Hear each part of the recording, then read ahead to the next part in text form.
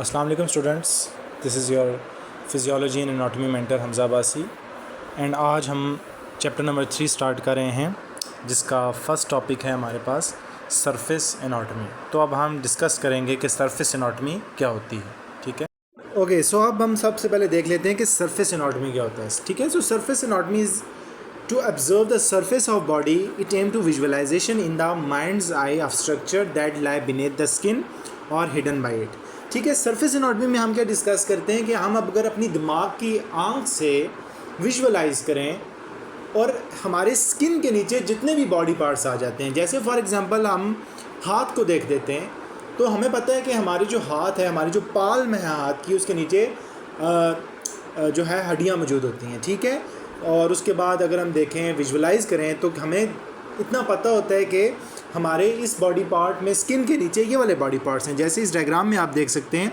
अगर हमारी स्किन को हम रिमूव करें, जैसे अगर हम अपने बाजू की एग्जांपल ले लें तो हमें पता है कि अगर हम अपनी स्किन को विदाउट डाइसेक्शन हम विजुअलाइज़ करें तो हमें पता है कि हमारे बाजू में रेडियस प्रेजेंट है, अल्ना प्रेजेंट है, ह्यूमरस बोन है, स्कैपुला है, क्लेविकल है। ठीक है, सो सरफेस एनाटॉमी वो एनाटॉमी होती है जिसके अंदर विदाउट डाइसेक्शन हम अपनी माइंड आई से विजुअलाइज करते हैं under the skin body parts को।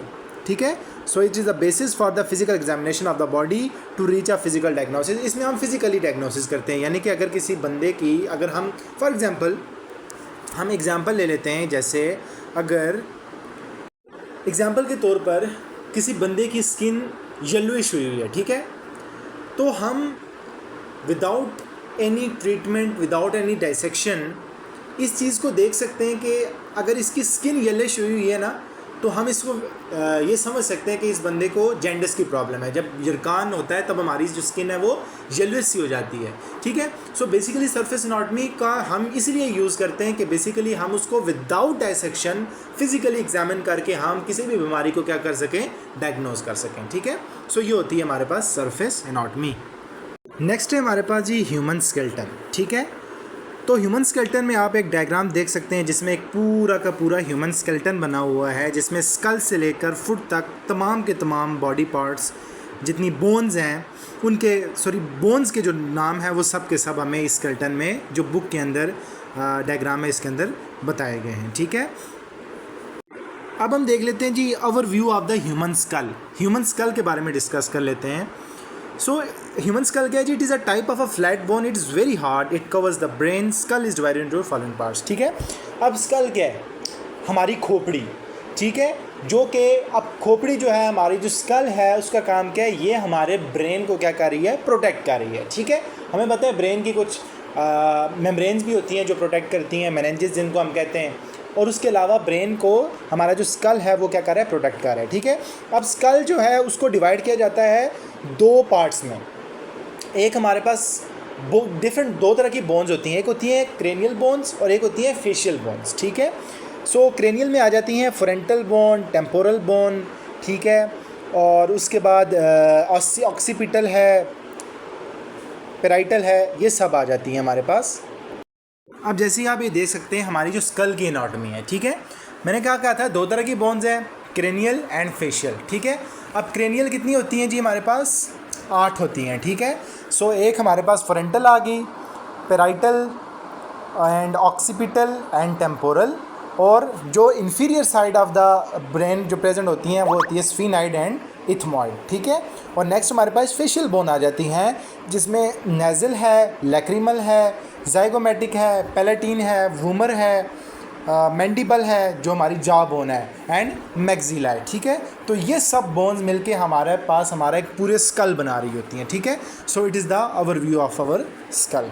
ठीक है, सो नेक्स्ट जो हमारा टॉपिक है वो है overview of the upper limb. ठीक है, सो जो हमारे पास अपर लिम्ब होता है ना, वो स्टार्ट होता है from scapula and ended to the elbow joint. ठीक है, अब ओवर लिम्ब जो है वो 3 पार्ट पे कंसिस्ट करता है। ठीक है, एक फोर आर्म, एक हमारा आर्म और एक हाथ। ठीक है, सो हमने क्या कहा जी कि जो फोर आर्म है वो स्टार्ट होता है हमारा स्कैपुला की हमने बात की थी, जिससे हमारे पास हमारा एक बाजू का ह्यूमरस जो बोन है वो कनेक्ट हुई होती है। ठीक है, एंड उसके बाद it consist of a single long bone which is called humerus. फिर उसके साथ एक लॉन्ग बोन ह्यूमरस होती है, ठीक है। ह्यूमरस जो है वो लॉन्ग बोन है अपर लिम में, ठीक है। और दूसरा आ जाता है हमारे पास the next part consist of 2 bone, जो हमारे पास नेक्स्ट पार्ट है वो कंसिस्ट करता है 2 बोन्स पे, ठीक है। तो यहाँ पर 2 बोन्स होती हैं, ठीक है। एक होती है हमारे पास रेडियस और दूसरी अल्ना, ठीक है। और उसके बाद रेडियस और अल्ना के बाद हमारे पास क्या होता है जी, हमारी 8 बोन्स होती हैं जिनको हम कहते हैं कार्पल्स। और कार्पल्स के आगे 5 जो हमारी पाल्म में जो 5 बोन्स होती हैं उनको हम कहते हैं मेटाकार्पल्स। और उसके बाद हमारी जो उंगलियां होती हैं उनमें भी तकरीबन 14 फ्लेंजेस होती हैं, 14 उंगलियां होती हैं इसमें, ठीक है। ओके, अब हम ये देख लेते हैं जैसे ये हमारे पास एक ह्यूमन बॉडी है, ठीक है।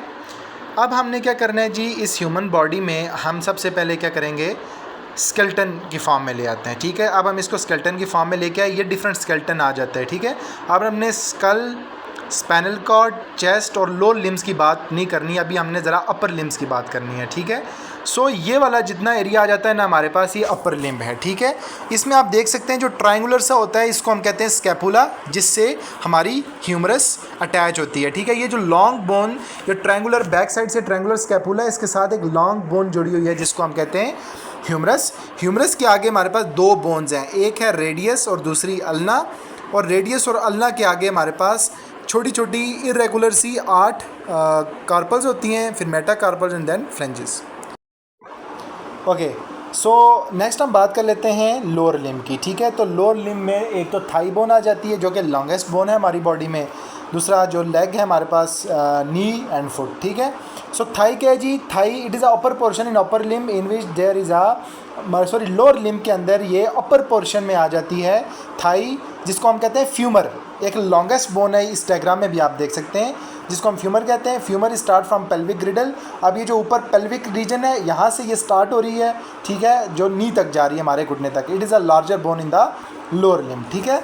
उसके बाद नेक्स्ट है leg, technically starts from knee to ankle. ये हमारे घुटने से हमारे टखने तक जो है वो जाता है, ठीक है। इट कंसिस्ट ऑफ 2 बोन्स, जिसमें एक टीबिया है एंड एक फिब्यूला है, ठीक है। सो टीबिया जो है वो अटैच होती है मीडियल लाइन के साथ और फिब्यूला जो है वो away from the medial line होती है, ठीक है। सो टीबिया जो है वो लार्जर बोन है and bear whole of the weight. हाँ, और जो टीबिया है ये हमारे टोटल बॉडी वेट को संभाल के रखती है, ठीक है। तो इसी के ऊपर सारा का सारा हमारा बॉडी प्रेशर होता है। एंड फ्यूबुला जो है वो एक छोटी सी और बोन होती है जो कि हमारे मसल्स के साथ अटैच है।